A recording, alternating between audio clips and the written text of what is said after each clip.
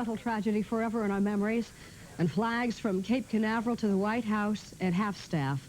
We are a nation in mourning today, Wednesday, January 29th, 1986. From NBC News, this is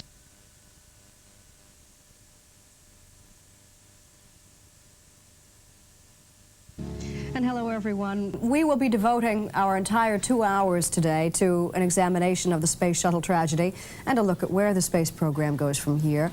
With Bryant on vacation, John Palmer joins me at the anchor desk after long duty yesterday. Good morning, John. Good morning, Jane. Among our guests this morning, Senator Jake Garn, a shuttle traveler himself, and we'll go live to Concord, New Hampshire to talk with the friends of the teacher astronaut Christa McAuliffe. And we'll talk with a psychologist who will tell us how to deal with what can only be described as this national case of grief. Well, let's get started with the latest on the shuttle probe from Bob Jameson at the news desk. And good morning, Bob. Thanks, Jane and John. Good morning. As the nation continues to grieve this morning, the air search for debris from the shuttle, anything that may help explain why Challenger exploded, is resuming. NASA refuses to speculate on the cause of the tragedy, but some space experts this morning believe that a leak in the shuttle's huge external fuel tank was responsible. Dan Molina is standing by at the Johnson Space Center in Houston with the latest on NASA's plans for an investigation. Good morning, Dan.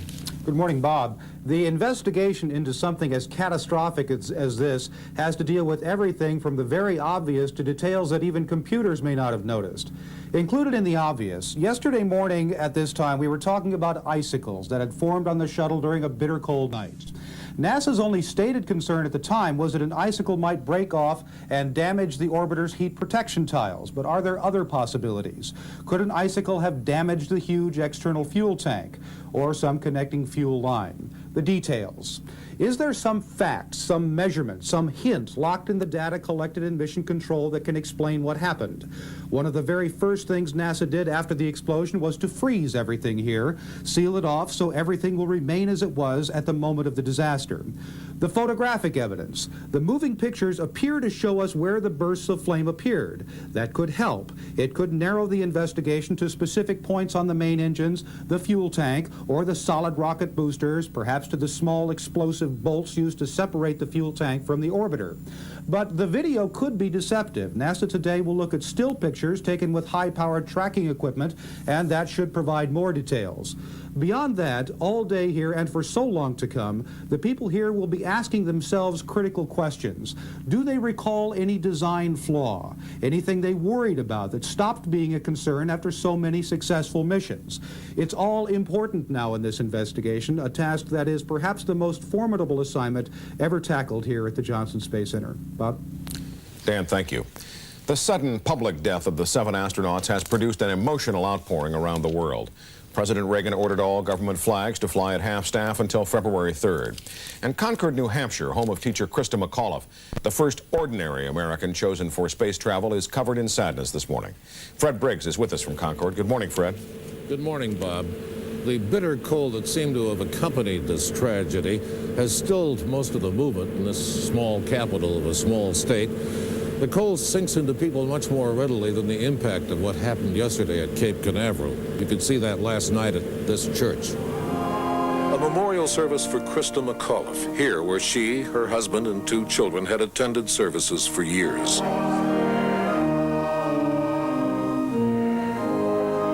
Some of her students were among the mourners, students who had been looking forward to a two-way conversation with her from Challenger to the classroom later this week.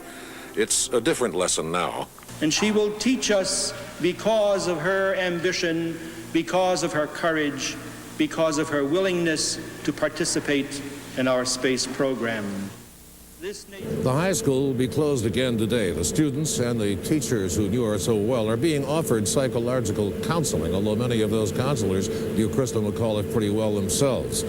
The people are dazed here, not yet ready to start seeking mechanical reasons for what went wrong. They're rather grappling with the metaphysical reasons, because none of this seems to make any sense at all. Bob? Fred, thank you. Former astronauts this morning are saying that beneath the all-American smiles and the splashdown parties, there always lurked the possibility of tragedy. Deke Slayton, one of the original 7 astronauts, said, "Everyone knows it's going to happen sooner or later, you just hope it's later." And Pioneer test pilot Chuck Yeager, for whom the right stuff is named, said there is no way for a pilot to prepare for such a disaster. But Yeager, the first to break the sound barrier, predicted that the space program will recover from the Challenger tragedy. Roy Neal, who has covered the space program from its beginning for NBC News, is at the Jet Propulsion Laboratory in Pasadena, California. Good morning, Roy. Hi, Bob. What are your thoughts on the future of the shuttle program? Well, let's begin with the premise that the United States space program is on hold for an indefinite period of time, as we might also say are the space programs of most of the free world this morning. There's mystification, which has to be resolved. They've got to look into the crystal balls of telemetry and computers to come up with some answers to something that is, at the moment, a total problem. The problem is this. The telemetry coming down from the spacecraft showed no problem in sight until the detonation. Even in Mission Control's commentary, as we listened, the commentary continued after the explosion was seen on our television screens because the commentator was busy looking at that telemetry as it came through. So now they're studying down to the microseconds of time in the telemetry file to see what could have happened. The booster container, quite likely, is one of the things they're looking at most closely, and that's the reason for the search this morning. But as far as the program is concerned, which is the big feature, first, they'll have to figure it out, and then they'll have to figure out what needs to be done about it. In this case, it happened so fast that the astronauts couldn't even push their panic button, the button that would have separated the spacecraft from that booster. There was no time for anything. It just happened, Bob.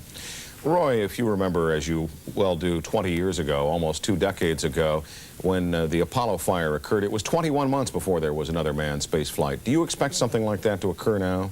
I don't think it'll take that long this time. In that case, the cause of the fire was something that was a total design failure. The spacecraft had to be totally redesigned. In this case, you have the record of 24 successful missions before disaster struck. So I don't think this will be quite that sweeping a change required.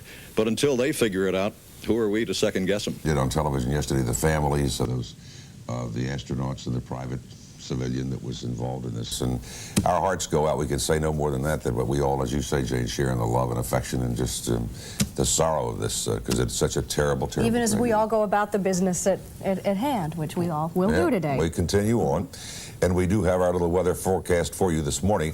We had some contrast in temperatures yesterday, for instance. So Christa McAuliffe from her hometown, but first, this is Today on NBC.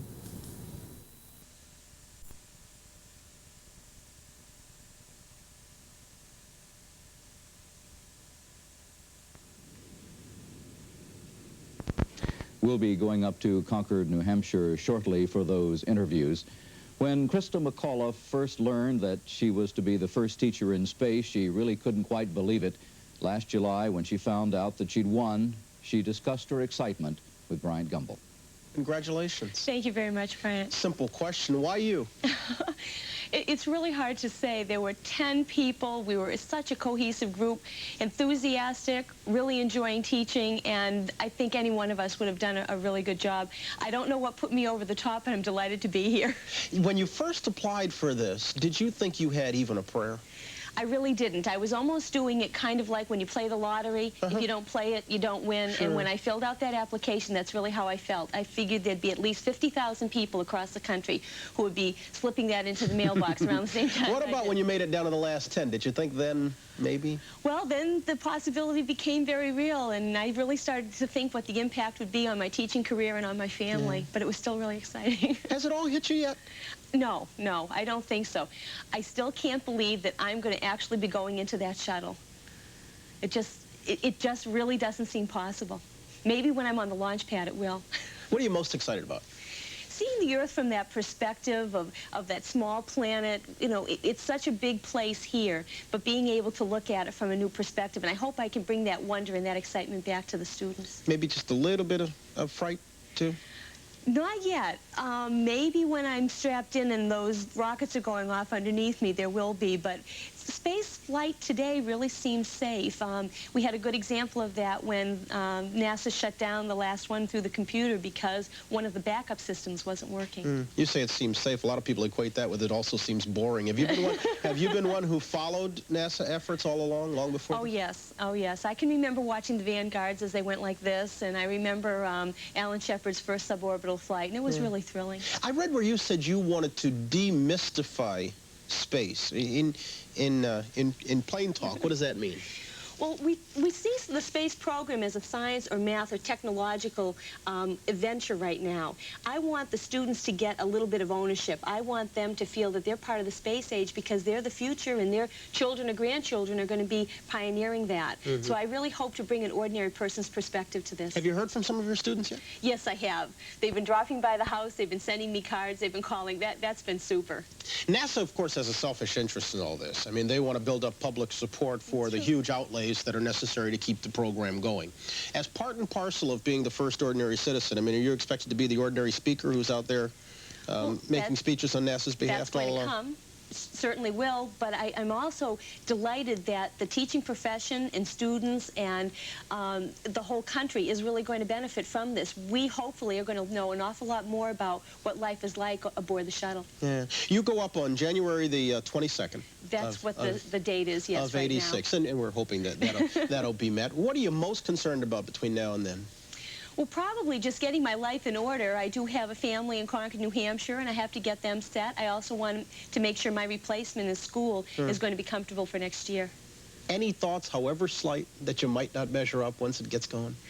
Well, one of the things that has been really surprising is all of the publicity, and I was saying to my husband the other night, it's almost like I'm reading about somebody else, you know? Well, it's a dream come true for you. Oh, it certainly is.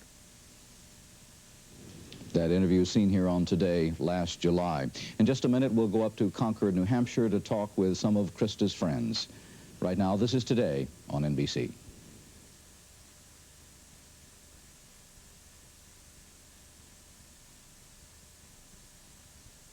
If an American astronaut is going to hit all of us hard, but in this case, maybe it hurts a little more because one of the people who died was one of us, a civilian. The teacher astronaut, Christa McAuliffe, lived in Concord, New Hampshire. And we go now to St. Peter's Church in Concord as three people who knew Christa McAuliffe very well join us. The pastor of the church she attended, Father Chester Moroka of St. Peter's Church, her next-door neighbor, Ginny Timmons, and a family friend, Pam Tarbell. Thank you all for being with us. And I should say at the outset that we do have some audio difficulties this morning. I think we would be able to hear you well enough. We'll try. Father Chester, your parishioners must be turning to you with the unanswerable question, why does such a thing happen to such a good person? What do you say?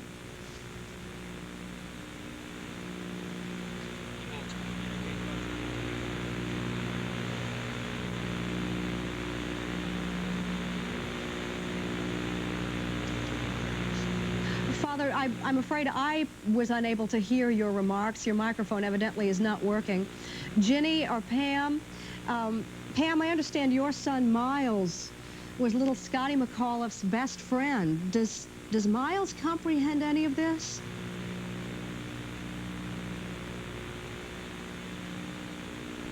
No, we're striking out here too in audio. I think maybe we should just try to repatch this and come back a little later. Where's John Palmer? If John could come join me, we'll try to get back to Concord, New Hampshire. Meanwhile, Steve Delaney is still down at Cape Canaveral this morning. Steve, what does the Cape look like on the morning after? Jane, Steve Delaney? Bleak. Yes, Jane, I can hear you. It looks pretty bleak down here right now. There, as you might imagine, in the wake of such a thing as happened yesterday, those members of the News Corps who were not... I'm sorry, I'm responsible for that problem. I had it in my pocket trying to keep warm. It is cold down here, Jane, and fairly bleak. Those members of the press corps who were not here yesterday morning showed up in droves yesterday afternoon. I think one of the ways that we can look at what happened yesterday from now on in an attempt to understand how they're going about the investigation is to consider what happens when there is a plane crash, which happens all too often. The National Transportation Safety Board goes at it in several different directions, one of which is to try to put together the pieces of the wreckage. There aren't many pieces, but the search for them goes on and continued through the night last night. Steve, I'm going to interrupt you just now, and we will get back to you for more of your report, but I understand we do have Concord back, I'm hoping, okay. In which case I can reintroduce Father Moroka. neighbor and a family friend of Christa McAuliffe. Father Chester Mroka, what I was asking was, when your parishioners come to you for the answer to the question, why does such a thing happen to such a good person as Christa, what do you say? Well, we don't have an answer for that, Jane. We simply try to be supportive. As we mentioned last night at our service, we simply see the value of her work, of her contribution to this program, and the example that she's been to the nation, especially to the young people. Other than that, we simply try to be supportive. Ginny Timmons, you're the next door neighbor. You have 8 children, I understand. One of your daughters has an autographed picture of Christa. What did Christa say in that autograph? Well, I brought the picture with me, Jane, just because the picture bespeaks Christa's charisma that all of us felt. Our daughter is a freshman and received this as a high schooler, but I think any of us on reading it could identify as well. And what does she say? In it, she speaks of, to Jean, may your future be limited only by your dreams. Love, Christa. Well, what about the dreams of a young woman? Are they going to be traumatized by the loss? I'm sure for everyone, they're devastated, but it's a temporary devastation. I think all of us, as I say, I readily identify not only with what has happened to Christa, but to her families and the other astronauts and their families. Pam, you have known Christa for a long time as a dear family friend. We know, obviously, she was a devoted teacher, a modern working mother, but she was more than that to her family, obviously. How did she do it all, in the phrase of the day? She had lots of energy, and what you saw on television through the media is how she acted all the time. She was an excellent mother. She spent lots of time with her children, taking them all over the place, doing the things that all the mothers do. It was hard for her, I think, to leave her children and go back to school, but she was so dedicated about teaching that she was able to combine the two, and she had lots of support from her husband, Steve, and from the people around her, and she was able to carry it off. Ginny, everybody's so concerned about Steve and the little kids. You watched them next door the last 4 months without Mom. They doing okay? Right. Well, I think one of the nice things, Mrs. Pauley, is that Steve is such a loving person, and he readily took on the role of both parents when Christa left. Thank you to all of you. I'm going to have to interrupt. You've been champs through this. A station break. Thank you, Jane. Pastor of St. Peter's Church, which was Christa McAuliffe's church. Ginny Timmons, next-door neighbor, and family friend Pam Tarbell. And I want to thank you once again for putting up with our technical difficulties. The circumstances are difficult enough, and you have been very gracious with us. Pam, the question I had put to you, first of all, before we were interrupted, you have a little boy named Miles, who is Scotty McAuliffe's best friend. Does he comprehend what has happened to Scotty's mother? Yes, he does. They didn't tell him directly at school. They waited for the children to get home before they found out, because they didn't want it to be too much of a shock to them. But I'm trying to just feel his questions as they come. He feels very badly. He was very close to Christa. He spent a lot of time with Christa, going back and forth. We would take turns watching each other's children often. In a way, he wished it was him rather than her, because he felt so close to her. How do you know how to handle it? You are grieving along with everyone else, so what kind of wisdom can you pass along to a little boy when he asks those questions? Oh, you just have to bring them out of your heart and give them the best, most sincere answers you can give them. We only have limited experience doing this, and we have to make the best of it and take the worst thing that happened to us and make it a positive experience so the kids go on and learn, and they try to do the best with their lives, because if they didn't do anything, if they did less than that, that'd be a disappointment to Christa and what she really tried to do for all of us. Father Mroka, we saw officiated at a memorial service last night for Christa. How did you frame your remarks? I'm wondering how you decided what needed to be said. Well, I simply considered Christa's personality. She was a very dynamic, positive person. She didn't give in to fear. She wasn't afraid to take a risk. and she felt that there was much to be learned and a great experience to be undergone. And so she wanted to convey that to others, and I think she did. I think the media helped there, and that the nation itself has found out what sort of person and personality Christa was and how she helped in this program. I think she's made a positive contribution, and I think it will last. How profound is the feeling in Concord this morning? We all are feeling the sorrow and the grief, but at the hometown, I'm going to guess it's a little bit more than that even, is it? Well, it's a little early yet, but it seems to be a quiet atmosphere. People are keeping her in their prayers. They're stopping in at church. They're trying to think of the family. They have a great deal of compassion for Steve and the children. Would any of you or all of you like to see a permanent memorial to Christa McAuliffe set up somewhere in Concord? I think more a living memorial, something that would give to the people. Maybe a plaque. I don't think she would care too much about having a huge statue erected to her. I think she would like it to be something for education, to continue the excitement of life for everybody. Yes. Well, Pam, you knew her very well. Thank you. Thank you all. It's time now for a station break. Assessment of the Challenger tragedy. We'll be going to Washington to talk to Senator Jake Garn. He has flown a space shuttle mission, and among those who died were men and women he counts as personal friends. We'll also talk to Senator Pete Domenici, a member of the subcommittee that appropriates funds for the space program. And we'll also hear from two former astronauts who themselves experienced frightening emergencies in outer space, David Scott and Alan Bean. Bean, by the way, also was involved in the training of 5 of those who were lost aboard the Challenger. And we'll also meet 14-year-old Peter Billingsley.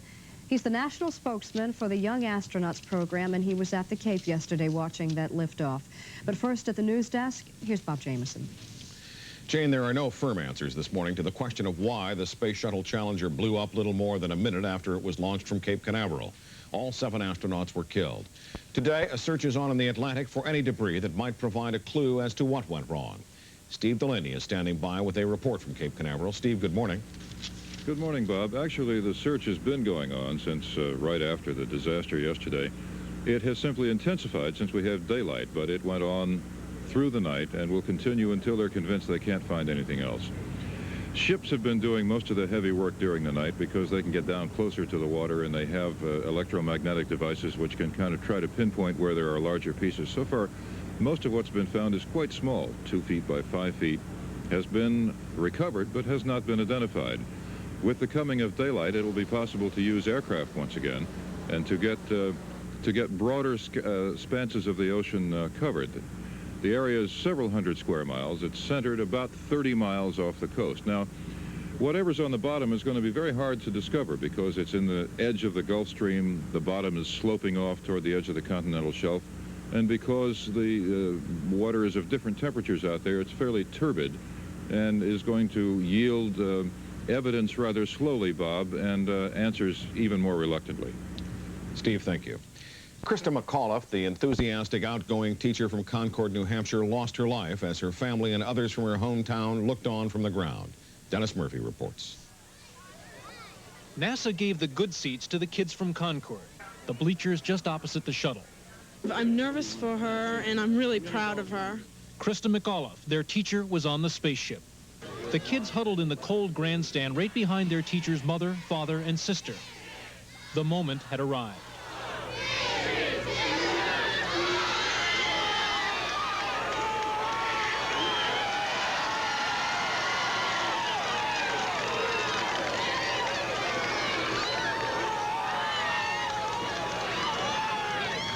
At first, it was hard to tell what happened. The 3rd graders who go to school with Christa's boy were led away. Something had gone terribly wrong. Smoke in the sky, confusion. The wonderful adventure ended before it began.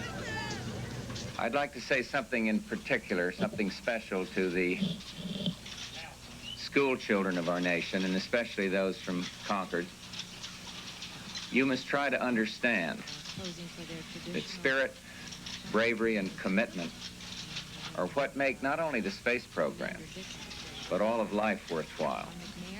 We must never, as people in our daily lives or as a nation, stop exploring, stop hoping, stop discovering.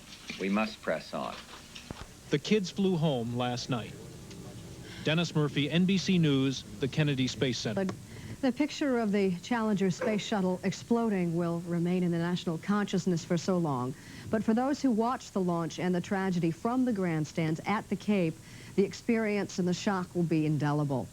Among those in the grandstand were the parents of teacher Christa McAuliffe, who chose to watch the launch with students from their daughter's New Hampshire school, actually the classmates of her son, little Scott. And Peter Billingsley was there, the national spokesman for the Young Astronauts program. And Peter joins us this morning from his hometown of Phoenix and our NBC affiliate there, KPNX TV. And welcome, Peter. Thank you. Peter, would you explain how it came to pass that you were there at the launch yesterday? Well, I was invited as a guest of the Young Astronaut program. I was there to host some pre-launch parties, and we were waiting for the launch. It was first scheduled for the 22nd, but then it kept on being moved up, and then finally on that day we saw it. Had you ever seen a launch before?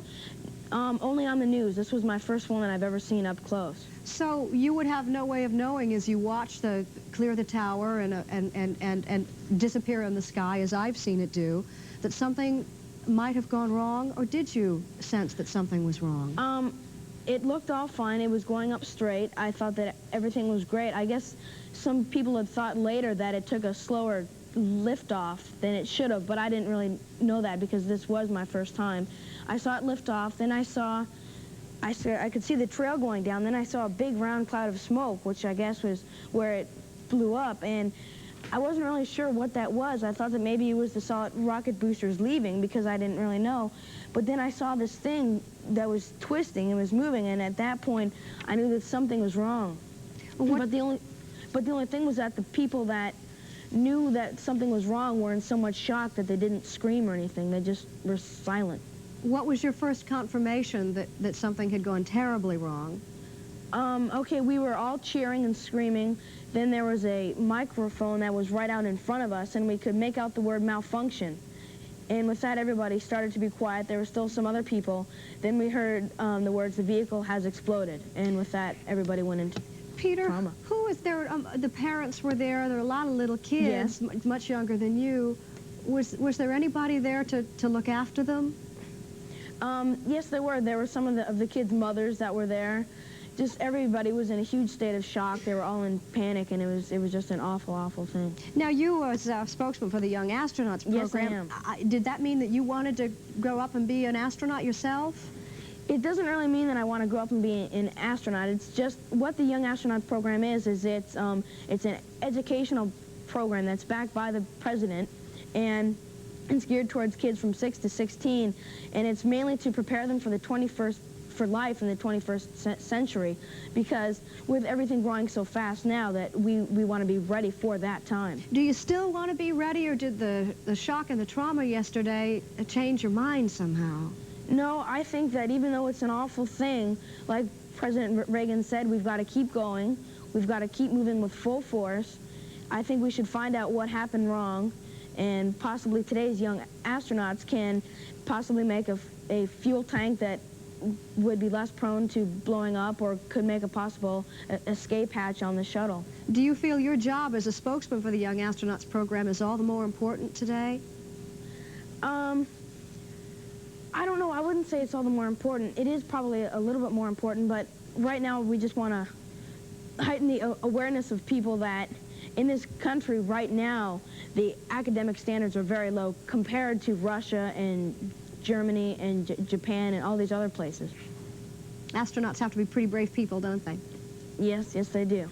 Well, Peter, thank you for being with us, and I guess we certainly know now that there is absolutely a frontier out there yet to be conquered by your generation. Yes, thanks, there Peter. is. We'll Thank be you. back in a moment with two former astronauts who survived harrowing experiences in space after these messages.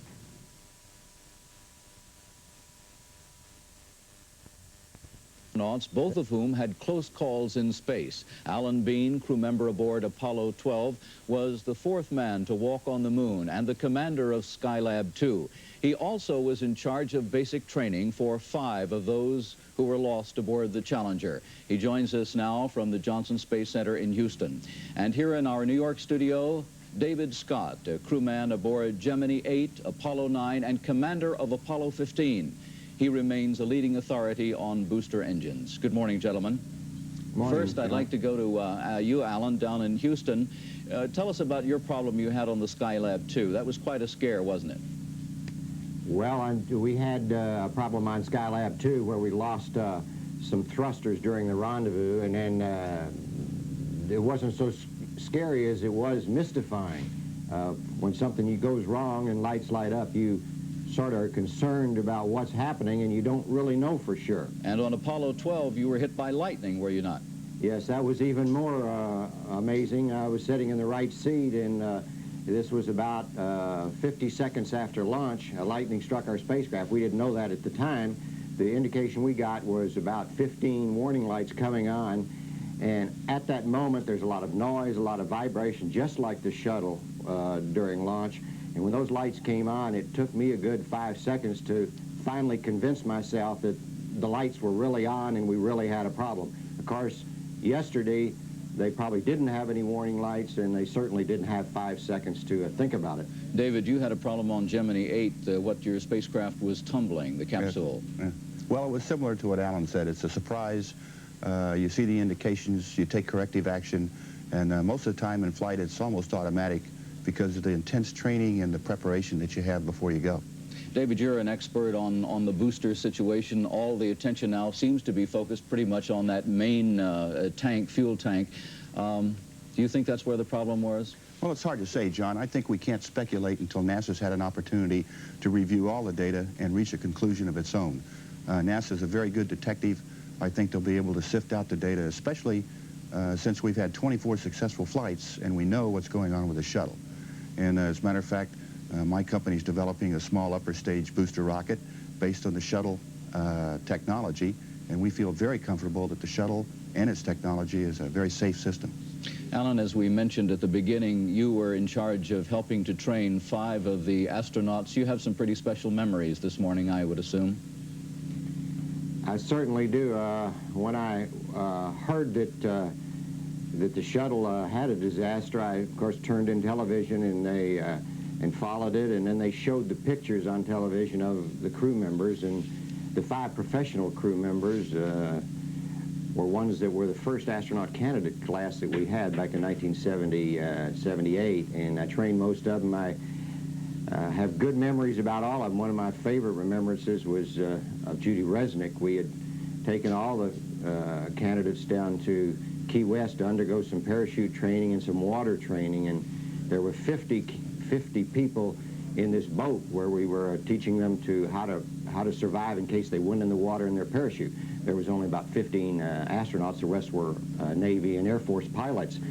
And one of the procedures was that you need to learn is the boat gets going about 20 knots and drops the person, in this case Judy Resnick, in the water, and she's being towed behind the boat, and you've got to figure a way to come up and not be swallowing water and turn over on your back and release your parachute harnesses. And that day, if you don't do it right, by the way, and I didn't do it right when I did it long years ago and had to do it again, on that vessel there were only 2 people out of the 50 that did it right the first time, and Judy Resnick was one of them. And so I had a fine memory that moment when that occurred, and I've thought about that many times about women in space, and Judy Resnick particularly. David, what does all this mean, this tragedy of yesterday, mean to the future of the space program? Big setback? Well, I think it's a temporary setback. It is indeed a big setback. It's a tragedy.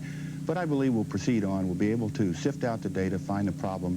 And as you know, we're opening the frontiers of space. We're beginning to develop commerce. And I think the country is going in a very positive fashion.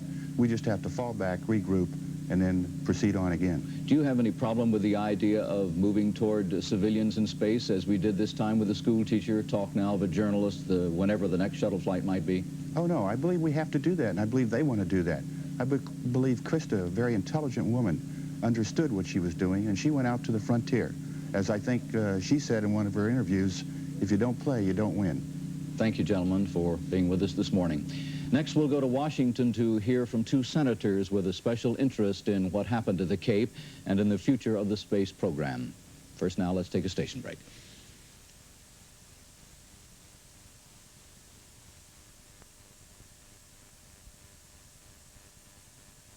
Special interest in the space program are with us this morning from our Washington studio. New Mexico Republican Pete Domenici is chairman of the Senate Budget Committee, and both he and Republican Jake Garn of Utah are on the Senate Appropriations Subcommittee that oversees NASA's budget.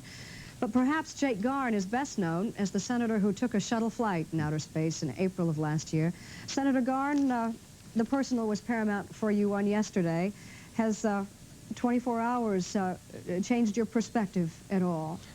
No, it hasn't, Jane. It's been an extremely sad time for me. Visiting with the families last night was very difficult because it's so impossible to feel adequate in what to say to comfort them. But I suppose the thing that was most touching was Mrs. Scobie standing up as the Vice President and Senator John Glenn and I walked into the room in the crew quarters at Cape Canaveral.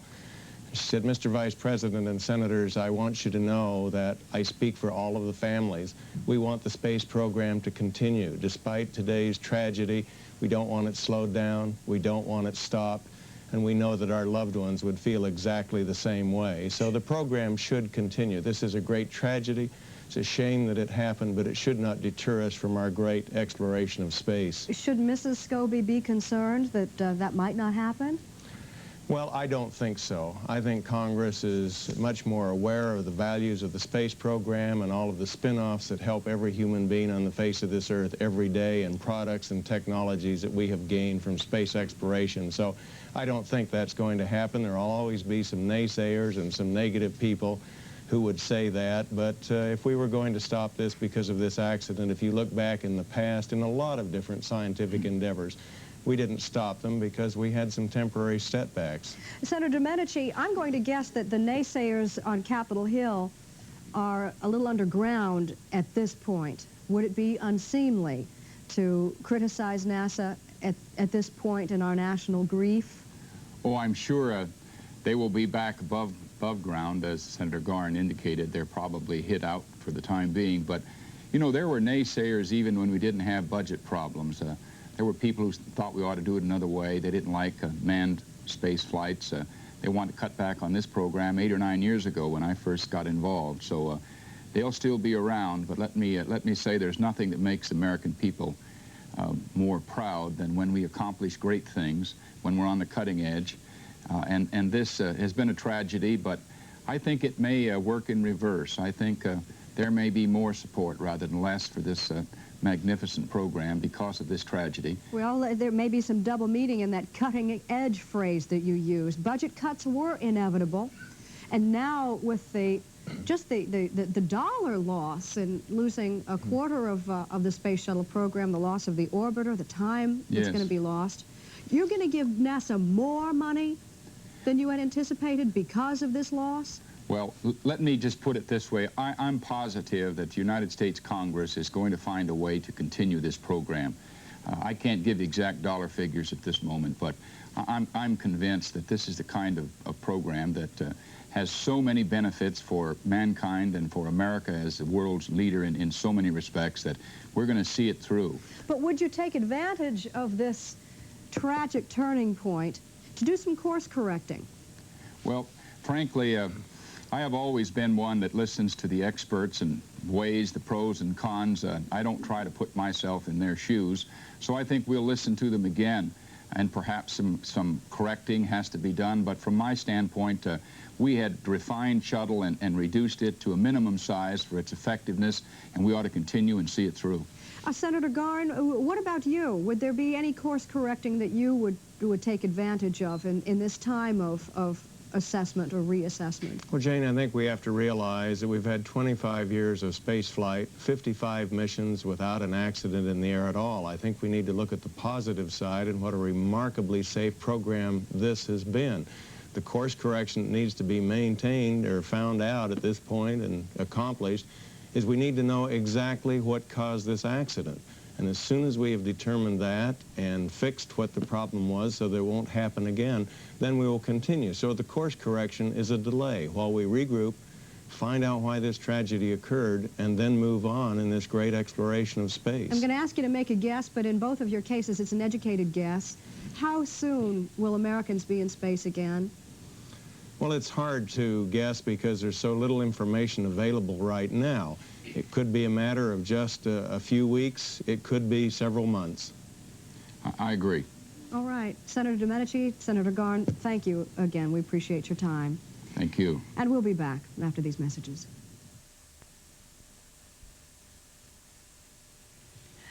If you have never seen it, the launch of a space shuttle is frightening, it's thunderous, it's awe-inspiring to see when it turns out right. We're going to show you this split-screen version of the launch of the Columbia on January 12th, the successful launch. And next to it on the left is the launch yesterday, the disastrous launch of the Challenger.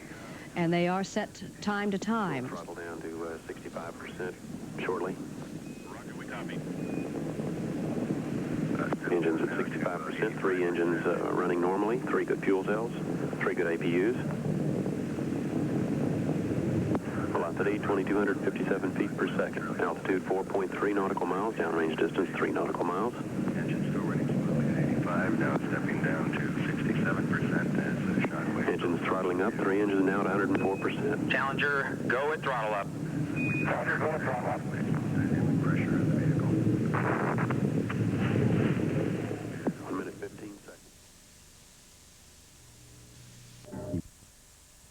Years since the first man rocketed into outer space, a brief moment really. But as President Reagan said yesterday, it has been a time of dazzling accomplishment that leaves us taking wonders for granted. Well, now suddenly there's been a tragic accounting and serious questions about how our space program should proceed, and we'll discuss some of those questions in this hour. And welcome back to our second hour of Today and our special coverage of the Challenger tragedy. I'm Jane Pauley. Brant Gumbel is on vacation this week. John Palmer has moved over from the news desk. John? And Jane, later in this hour, we'll talk with a child psychologist with some advice for parents whose children are among those affected by the tragedy at the Cape.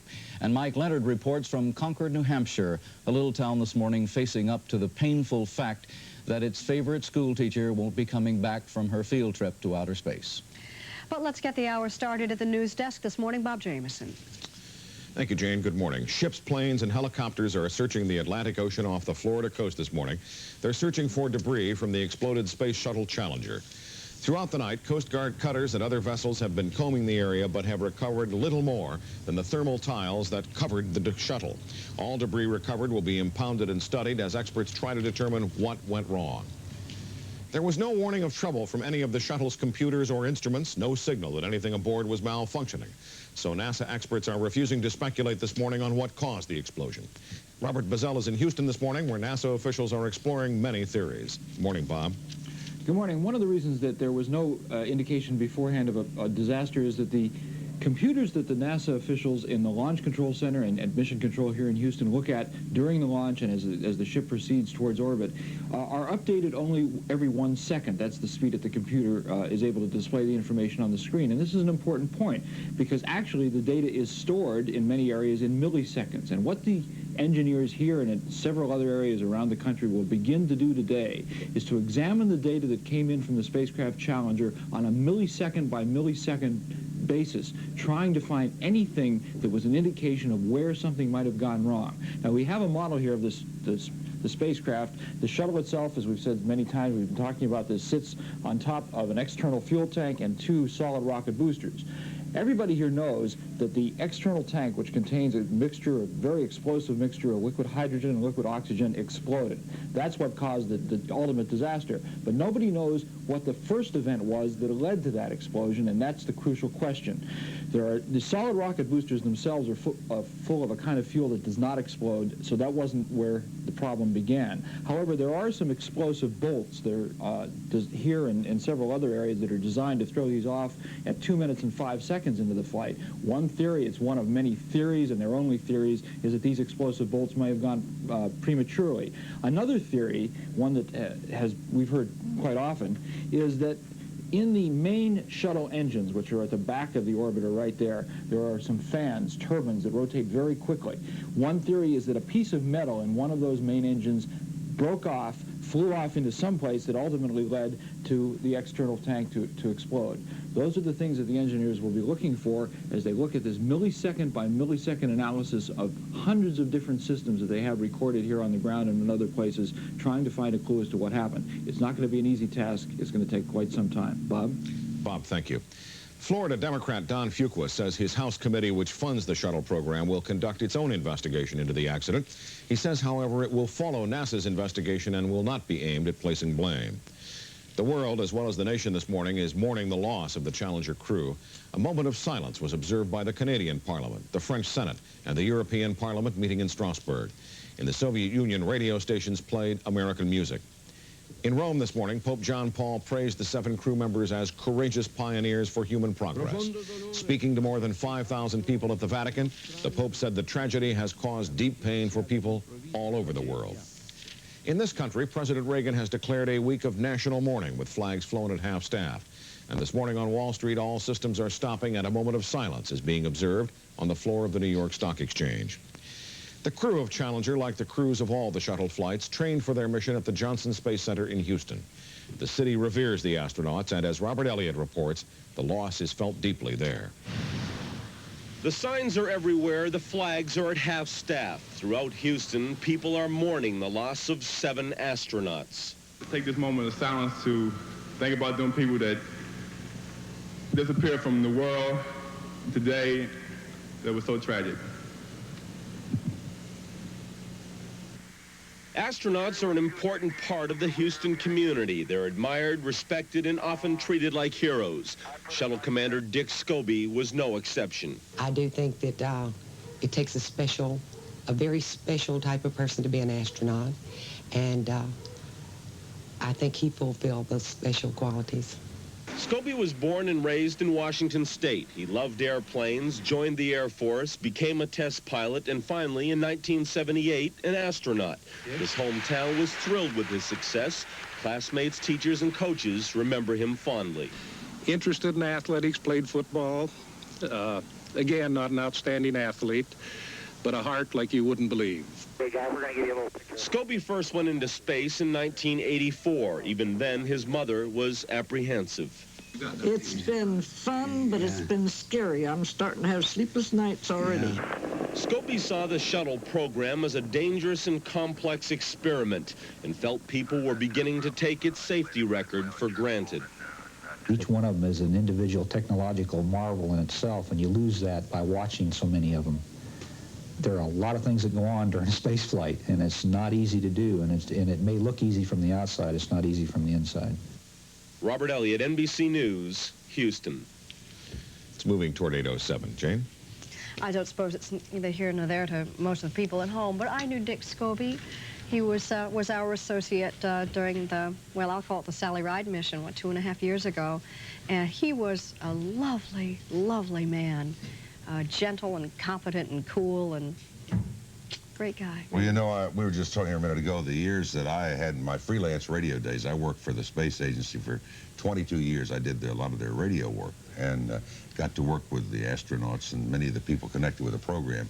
And there is an esprit de corps and a love and an affection and dedication that's beyond description. And as you say this morning, we all have that terrible, terrible feeling of understanding and love and sympathy for the families. It's just you bet. It's just unreal how we feel around this place this morning as we share with you. I have a couple of nice things, however. I want to back at what our manned space flight program has been and a look ahead at where it might be going from here. But first, this is Today on NBC.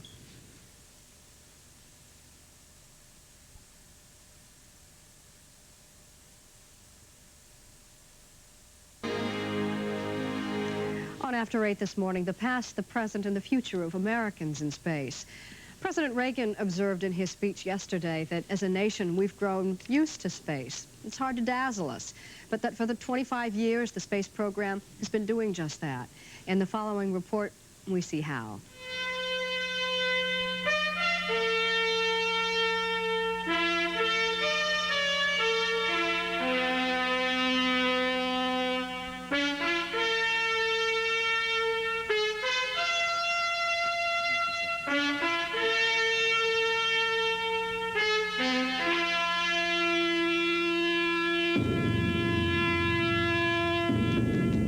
We choose to go to the moon in this decade and do the other things, not because they are easy, but because they are hard. It was hard work and years of testing that led astronaut Alan Shepard to open the doors for Americans in space.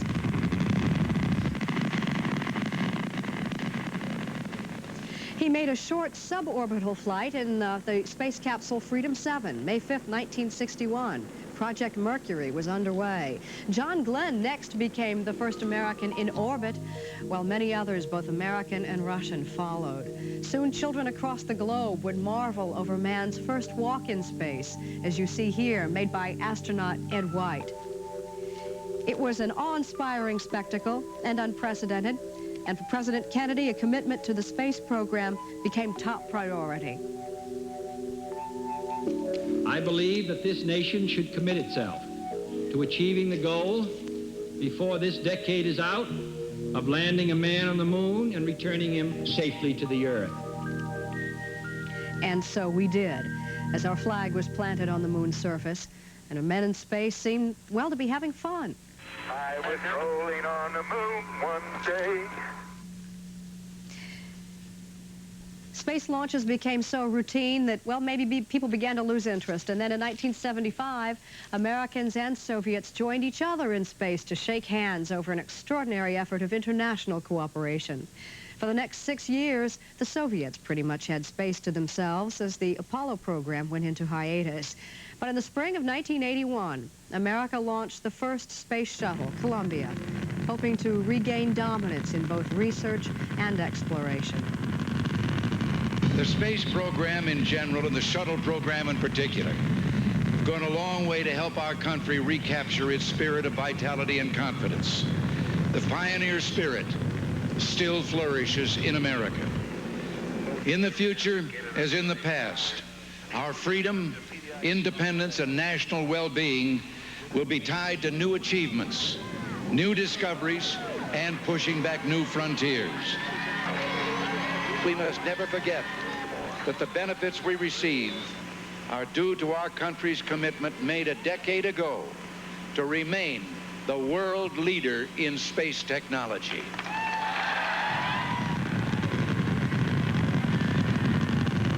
We'll continue our quest in space. There will be more shuttle flights and more shuttle crews, and yes, more volunteers, more civilians, more teachers in space.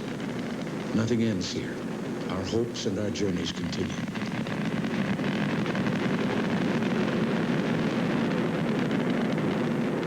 Despite the president's firm commitment to the space program, questions remain about the future of the shuttle. Should the emphasis at NASA even be on manned space flight? In this time of budget deficits, is the shuttle cost really worth it? Joining us from the Johnson Space Center in Houston this morning is Gerald Griffin, who until 2 weeks ago was director of NASA's Johnson Space Center and who now is president of the Houston Chamber of Commerce. In our Washington studios is Alex Rowland, a former NASA employee who now teaches the history of technology at Duke University. Good morning, gentlemen. Good morning. Good morning. First, the very basic question, are manned space flights really worth the risk? Let's ask Mr. Rowland first to reply to that. They may be in certain circumstances, but I think in the past we've put too much emphasis on them, and we have sent men and women up into space to do jobs that could be done more safely and more cheaply by machines. Mr. Griffin? Well, I disagree with that. The manned program, as Jane in her opening sequence there showed, has built step on step from Mercury to where we are today.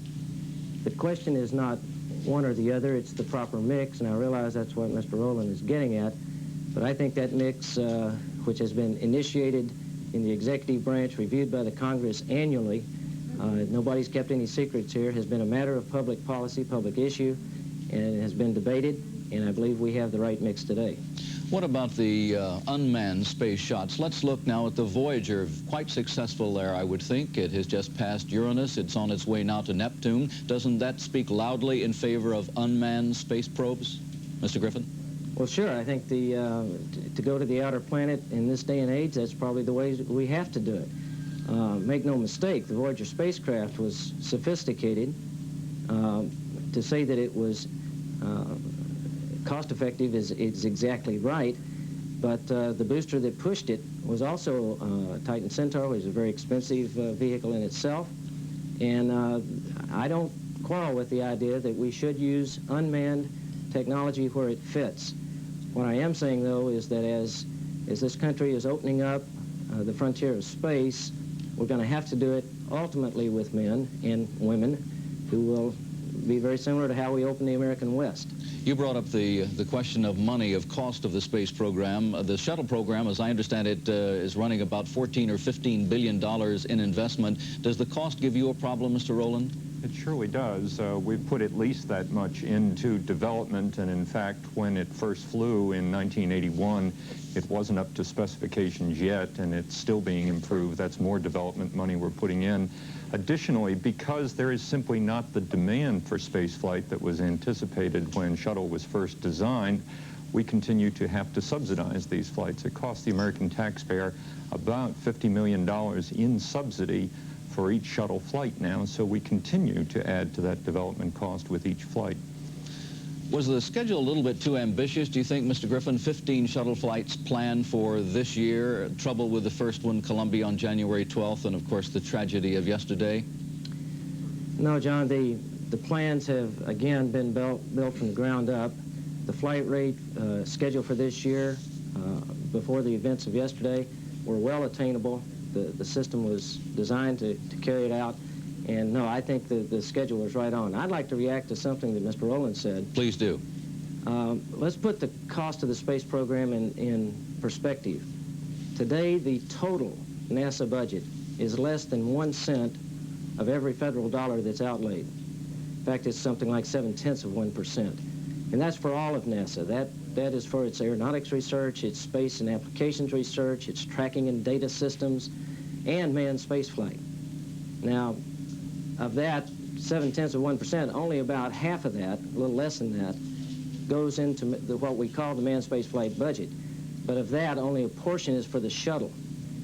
Now, I'd like to hear a reaction from him that if less than half of a cent of every federal dollar outlaid is too much, what is enough then?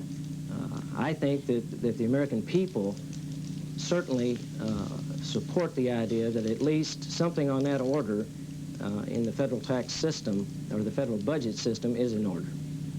Like Mr. Griffin, I'm a supporter of the space program, and I think the amount that we invest in it is well spent. My only argument is that if we distributed that money more to machines within the program, we would get more for our dollar. That is, that manned space flight is too expensive for the returns we get on it. And if we took some of that manned money, we could do more things with machines than we're doing now. Gentlemen, we have about a minute left. This tragedy yesterday, briefly, what does it mean, do you think, to the future of the space program in this country? Mr. Griffin? Well, obviously, it's a setback that we have to deal with. At this point, obviously, our concern is for the families. That's going to take a while to work through that, but already people are working at trying to find the fix. I'm confident that the American space program will press on. It's not the first setback we've had. Mr. Rowland? And I just hope that we get it together. I agree, and I hope the space program does continue. And I hope we don't overreact to this tragedy, because this is just one of the inherent dangers in this kind of activity. I hope it doesn't result in major cutbacks to the rest of the NASA program. Thank you, gentlemen, for being with us. We'll be back in just a minute with more of our special coverage of the Challenger tragedy. First, This Is Today on NBC.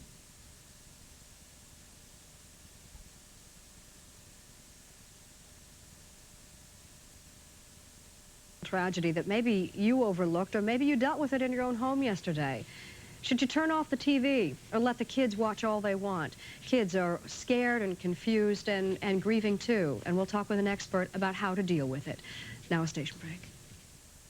It's legal off-street drag racing. I guess like a lot of you at home, I spent a lot of the day yesterday with John Palmer watching you on television, John. I did not see the liftoff on live television, but my husband heard on the radio and came in and told me, and my reaction was just like anybody else's. It was, first of all, I hoped that it was still on the pad. I don't know why, but when he said the shuttle exploded, I wanted it to still be on the pad and nobody in it. I wanted it to be some fluke. Sure. But then, you know, but my reaction was the teacher and some tears, and I fled immediately to the television.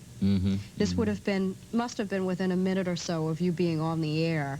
And we there were on you about were. 11:43, 11:44. Yeah, something and of that nature. there you were, and you told me what had happened, and I spent about the rest of the day with you. And one of my professional questions at the back of my mind was, when John knew this had happened, how did he know how did he get on the air so quick? How did he know which studio Well, we was always, live? of course, How did he? And we have the camera always on the 5th floor that's hot all the time. That happened because of the tragedy of the assassination of John Kennedy. Since that day, when it took about 30 minutes to heat up a camera, we've always, since that time, had a hot camera there. I was watching the live feed from NASA Select on the monitor in my office here on the 3rd floor. And we wear these things, you know, in the ear that we plug in. And I was just watching that, just on standby. I was the guy on duty in case there should be a problem. But these have become so routine. But something possessed me to put in my earpiece and plug it on, put my coat on, and watch this. And then I saw the lift off, and for the first, and after it hit about a minute, I remember taking this off, and I was in the process of unclipping it from my back to put it back on the counter. We're not going the air, everything is fine. And then I saw the blast, and I thought, is this separation? I've never seen separation like that. And then when you saw those two things that were described, those white cones, that horrible sight, I realized there was something wrong. And then I did hear him say we have a major malfunction. And by that time, you were out the door. I was out the door, then running up to the 5th floor to go in front of the camera, and we went on. I didn't quite know what had happened. Nobody knew, but we knew there'd been a big problem. And on my way running upstairs, NASA had said, after a long, agonizing 43 seconds of nothing, that there had been an explosion.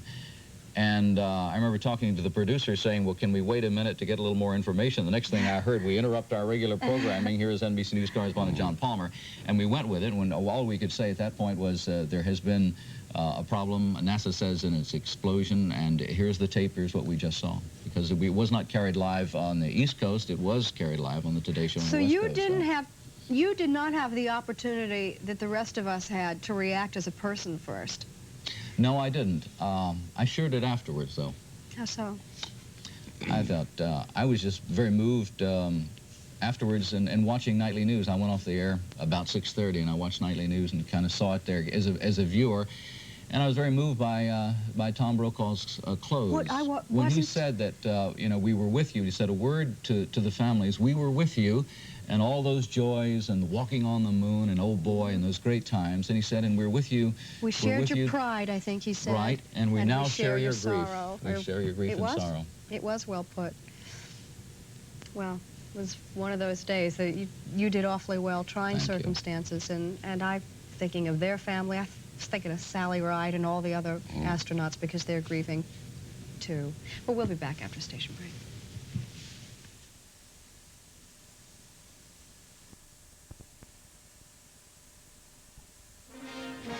And we're back at 8:30. I'm Jane Pauley with John Palmer and Willard Scott. Bryant is on vacation this week. Well, at schools all across the country, as well as at the Cape Canaveral launch site, there were a lot of children watching the space shuttle that would carry a school teacher into space, a teacher with some ambitious plans for bringing her space flight experience into their young lives. Well, experts this morning tell us that some of those children may be having difficulty with what they saw yesterday. As well they might. We'll hear from one expert in this half hour who will tell us maybe what we should be doing today for the kids.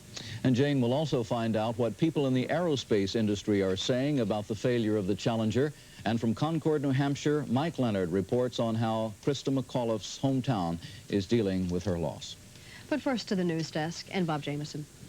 Jane, the air-sea search continues today for wreckage from the Space Shuttle Challenger. 8 ships searched through the night, hoping to find something that might provide a clue to the cause of Challenger's tragic explosion. A number of planes and helicopters rejoined them at daybreak. The search is centered on a 7,200 square mile area of the Atlantic, between 50 and 130 miles southeast of Cape Canaveral. Waters in the area are between 70 and 200 feet deep. The brother of one of the 7 crew members killed in the Challenger explosion says his family takes comfort in the knowledge that his brother died doing exactly what he wanted to do. Pat Smith says his brother Michael was well aware of the dangers involved in spaceflight. Lived on an edge since he got in the Navy and started flying airplanes. There's nothing wrong with that. His edge was probably not a whole lot worse than a lot of other people that test fly airplanes. Okay, so he was aware of that, and he accepted the danger because he was doing what he wanted to do, and he was very fortunate that when his time came, it came while he was doing what he wanted to do. What are the plans? A memorial service was held for another Challenger crew member last night in Concord, New Hampshire. Many of Christa McAuliffe's students were among the mourners at the parish church she, her husband, and 2 children attended. McAuliffe was to have conducted 2 lessons from the Challenger. The first was to have explained the roles of the shuttle crew members, and the second would have dealt with the purpose of space exploration. In space is just now beginning. They've appointed a commission to look into things. One of those industry, though, insiders with some insight into the effects of the investigation is Norman Baker. He's editor of the influential Defense Daily, and he is, as you can see, in our Washington studios this morning. Good morning, sir. Good morning, John. What do your sources tell you about what might have happened aboard the Challenger yesterday? Well, John, as we all know, it's just a matter of pure speculation at the present time.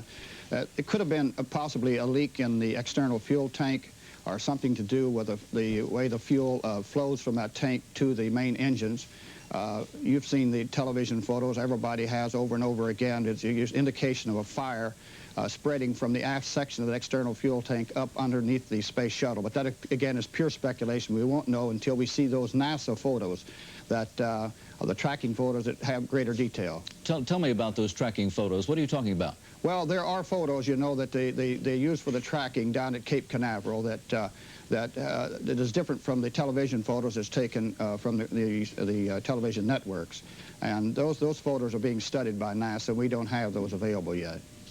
What do you think are going to be the implications of this for the space program? Well, it's going to be a complete halt for the time being. How long is, of course, the question all of us have on our minds. As you well remember, the Apollo 1 fire set us back for 21 months. This may not be as long, and it could be as long or longer. Hopefully, we can get to the basic problem right away, and that it's not a system problem. If it is a component that went bad, or this particular tank went bad or something, that's one thing. But if it's a system that requires a complete redesign of the system, then we've got something else on our hands. Well, we're talking here nuts and bolts about the space program. What about public confidence? What's been done there? What about confidence on the part of Congress and money? Well, John, I'm real pleased with what I've been hearing just in the past few hours of the people, expressions of the people themselves, not just in industry or within NASA, but the man on the street. He seems to have accepted this thing as something that we, even though it's great shock to all of us, as something that we have to expect, and as something, a program as on the edge of technology as this one is.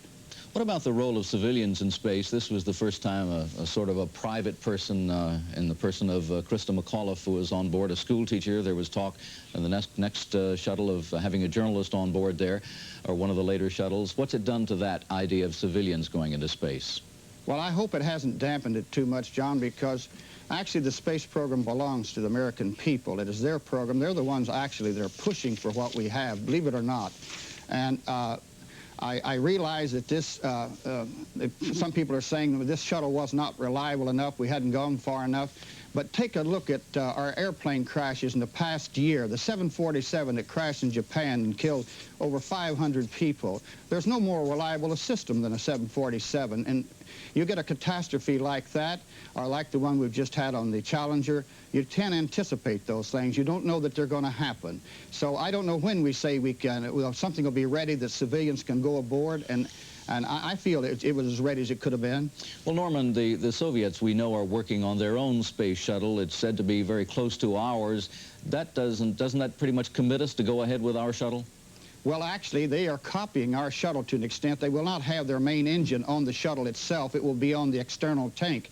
But definitely we have to go ahead, not just because of the Soviet Union. The American people are a pioneering people. It's just like telling Daniel Boone, don't go through the Cumberland Gap because there's danger on the other side. You're not going to do that to the American people. And I think we have to move ahead with this. I was listening to Mr. Griffin earlier on this program saying that our space program is called 0.7% of the federal budget. and the shuttle is still only a fraction of that. I don't think we can talk about cost here, that we must go ahead with it. Do you think there might be more of an emphasis now on unmanned space probes? I hope not. We have to have both of them. The Voyager that is taking such great pictures of the new planet, not the new planet, but the one that we haven't seen very well for the 200 years since it was discovered, is an example of what an unmanned system can do, but we can't build a system that'll take man out that far yet, and probably in 2 or 3 lifetimes we won't be able to do that. But as far as the Earth is concerned, the need to explore the possibilities about Earth, I think this is where man will play the greatest role. He's the best computer. He's the one that wants to be there. We don't want to explore space with machines, or we won't do anything with machines, actually. Thank you, Norman Baker, for being with us this morning. Some advice for parents whose children are troubled by what they saw in the sky over the Cape after these messages. Yesterday's Challenger launch was for the young people. It was they who wrote NASA by the millions, nominating their own school teachers to be the first to go up in space. And in schools across the country, including Christa McAuliffe's school, students watched the horrible tragedy and they cried and they listened as the President of the United States addressed them later in the day. Would everybody please go back to question? And I want to say something to the school children of America who were watching the live coverage of the shuttle's takeoff. I know it's hard to understand, but sometimes painful things like this happen.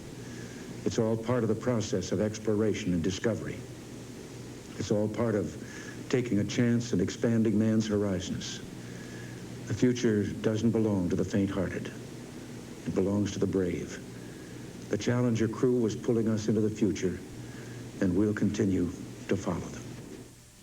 A national tragedy like this affects everyone, particularly the children. And joining us this morning to talk about that grief and how to deal with it is Dr. Donna Gaffney. She works with youngsters who are dealing with grief and loss. And a question that I'll bet parents were asking themselves all day yesterday, should they turn the TV off? No, Jane, they should keep it on, because watching that videotape as many times as a child needs to makes it more real for them. It's very similar to the process of an adult grieving over a human being in the waking process. More real? I would have guessed just the opposite, that it would be desensitizing seeing the explosion over and over again. Every time we watch that videotape, we hope for a different ending. And in fact, the ending doesn't change. And it's very similar to when President Kennedy was assassinated, in that we were drawn to the TV set to watch over and over again. I know we're drawn to it, but you're saying that that is a healthy response. It's fine. It's very, very fine for the children to do that. Now, children, nobody reacts to death or loss in any one specific way, but what is the variety of responses that you would find typical in children? Well, it really depends on the age of the child. Very young children may really act sort of bizarre at some point and worry a parent or a teacher if they see this child scribbling all over their hands with red markers saying, you know, I'm dying, I'm dying. An older child knows that death is irreversible, which is different than the younger child. And when they think about it in those terms, they personify it, and that it's a boogeyman or a ghost, and they have very real fears about that. An adolescent, on the other hand, knows that death is a complex process, and because of what they're going through in terms of their own identity, have a very difficult time dealing with it. Some of the reactions that children have had in regard to this particular situation would be tears and anger, some physical kinds of things like nausea, pain in their stomachs,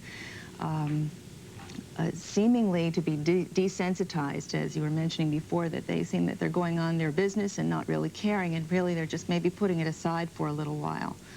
And it's pretty much the same reactions that adults would have. The difference is that children have a shorter period of sadness than adults normally do.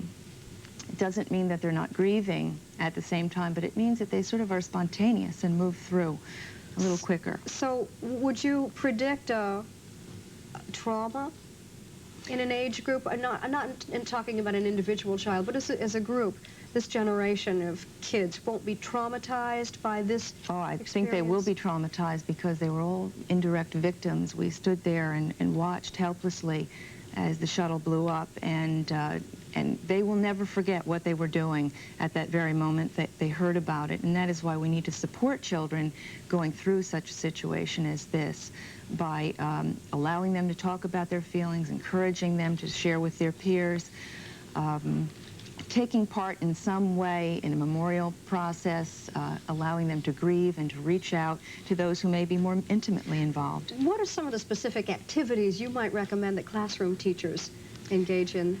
Well, today? talking. Last night, as a matter of fact, I spoke with some teachers, and they were wondering the same thing, that they had brought up the situation yesterday, and of course the children had bits and pieces of information. What they can do is talk about it, provide a set period of time for today, for tomorrow, maybe for Monday. Not all day long, but... Not all day long. It really depends on the age of the children. It may be that some classes may be more conducive to these kinds of discussions than others. And for short periods of time, 15, 30 minutes, but to allow the children to discuss their feelings and talk about it as they need to. Writing a letter is another thing you might suggest. Who would they write a letter to? The kids can sort of come up with their own ideas about who they'd like to write a letter to. The children in the Concord school system, for example, to express their feelings to those children because they are identifying so closely with those children. Maybe the people at NASA, maybe the family members of the different crew members. So there's a number of possibilities for them. But as they do this, they reach out to the other people and communicate their feelings to them. I remember rather vividly I was maybe 16, I think, a teenager, when the Apollo astronauts died on the launch pad, and how searing that experience was for me. I don't recall that the school did anything in particular, but I remember being so surprised at the fallibility of technology. Never mind the sadness and the horror, but just we weren't perfect. Maybe I hadn't been paying attention because nobody else thought we were perfect to begin with. But are children likely to grow up to be more fearful of technology? They will probably question, and something that they took for granted cannot be taken for granted anymore, and they will wonder about it. But they're so spontaneous and flexible that they'll soon begin to support the whole idea again and really be encouraged and look towards the future. And I think the President's message really speaks to that. Most kids are going to be very resilient. What kind of symptoms, however, would be a tip-off that a child is suffering more than normal? If they were behaving in a manner that might not be typical for that child, very quiet, very withdrawn, maybe very angry, maybe some violent behavior, those kinds of things would tip off a parent or a teacher. Would you expect to see that, or would that be very rare? I think that in some children you might expect to see that, again, depending on their personalities. If they are children that typically hold in and maybe express their feelings in different ways. But each parent and teachers know their children, so they know that might be different behavior for that child. Well, Dr. Gaffney, thank you for your insights. Really interesting. Helpful, I hope. We'll see how they are dealing with their loss in Christa McAuliffe's hometown this morning. But first, a station break.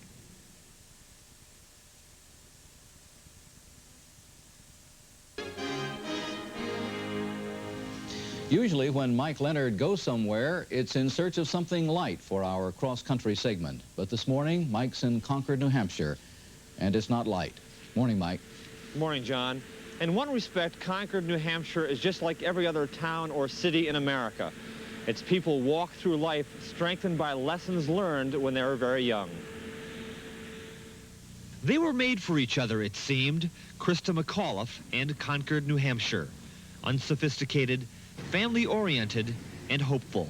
Well, she was a regular person, but she reached out for a dream, and she wouldn't let go. I thought when I get in high school, I could have her for a teacher. I thought she would be nice and do stuff with us like experiments and tell us what she did in space and stuff. Yes, they were made for each other, Christa McAuliffe and children. One thing that she wanted to come out of this was a sense that education is the vehicle which will take young people into the future. Young people like Sarah Washburn, Space to her was a mystery, until a teacher came along and answered one of her questions in the local newspaper. After that, she was walking about 5 feet off the ground most of the time. as children will do, their joyous ride through life, after all, is just beginning. Well, when it went up, I was like, hooray, our whole class was jumping up and down because we thought it was going up right when it went up and looked like a good flight. And then all of a sudden, when it bursted or exploded, our teacher started crying. Because it just wasn't supposed to happen that way. Childhood adventure stories have happy endings. So thought the children who talked to Concord psychologist Mike Vanaski. They were coming up with all sorts of fanciful solutions to the problem. Maybe they crawled out the window. Maybe they landed on an island. Did they find the spacecraft? No, in fact, the latest word we have officially here from NASA is that the crew of the Space Shuttle Challenger was killed in the explosion. As disbelief became reality, local radio station WJYY became a shoulder to lean on. Their regular music program was dropped so that callers, many of them children, could get through. We heard tonight that there was no survivors. And it was kind of a spur-of-the-moment decision to just start taking phone calls, that maybe this was a way that people could express some of their feelings and reactions.